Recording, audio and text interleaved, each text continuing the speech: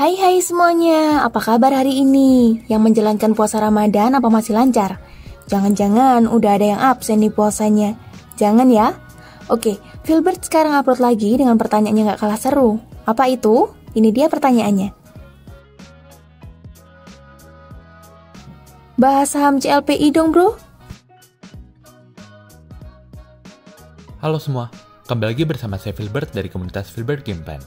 Pada sesi amal kali ini, kita akan menjawab pertanyaan dari salah satu teman kita yang menanyakan terkait saham CLPI. Oke, kalau kita ngomongin CLPI, hal pertama yang muncul kepikiran adalah emiten ini terkenal sebagai emiten cash rich. Emiten cash rich itu emiten yang memiliki kas tebal bila dibandingkan dengan market cap perusahaan alias valuasinya saat ini. Memang bila kita cek, perusahaan memiliki kas 194 miliar. Nah, itu setara dengan cash equivalent per share di angka 635. Cukup besar bila dibandingkan harga sahamnya yang 985, hampir 2/3-nya ya. Uang tersebut kemudian didepositokan dengan bunga 6% per tahun. Nah, kalau kita mikir emiten yang kasih jumbo, pasti mikirnya oke, dia pasti tidak memiliki hutang berbunga. Karena kan kasih jumbo buat apa bayar beban bunga kan? Nah, bila kita cek ternyata di LK23Q3, maka perusahaan memiliki hutang berbunga 63 miliar yang berbentuk hutang modal kerja dengan beban bunga 7,5% per tahun. Next, kita bahas terkait bisnisnya ya.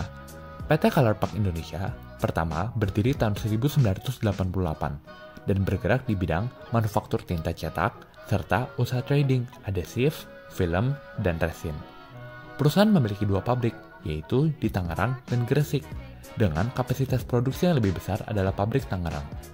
Kalau kita cek komposisi penjualan, itu utamanya terbagi menjadi 3, 52% itu ink, 23% film, dan 25% adhesif. Next, bila kita perhatikan, sebetulnya revenue perusahaan 5 tahun terakhir cenderung ya gitu-gitu aja alias stagnan. Namun secara laba ada kenaikan lumayan. Kok bisa? Hal tersebut dikarenakan efisiensi perusahaan, di mana net profit margin yang dulunya 4% saat ini berada di angka 7%. So, bila kita penasaran apakah laba perusahaan akan mampu grow di masa mendatang, maka kuncinya ada di net profit margin tersebut. Bila bisa melebar dari 7% ke 9-10%, maka labanya akan naik. Namun bila stagnan, maka labanya akan relatif sama. Mengapa revenue perusahaan cenderung stagnan? Bila kita telusuri, hal tersebut dikarenakan volume penjualan ink dan film yang cenderung turun. Sedangkan untuk adhesif memang konsisten grow. Jadi kalau kita overall ya flat lah. Laba yang dihasilkan tersebut kemudian dibagikan sebagai dividen, setengahnya lah kira-kira. So, bila asumsi EPS 2023 169, maka kita bisa expect dividen 85 per lembar atau setara dengan yield 8,6%.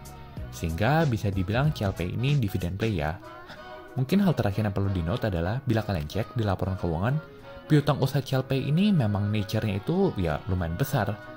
Namun hutang usahanya juga besar karena ya dia punya lini usaha yang segmen trading itu. Jadi memang bisnis nature-nya seperti itu. Oke, sekian untuk video kali ini and see you guys in the next video.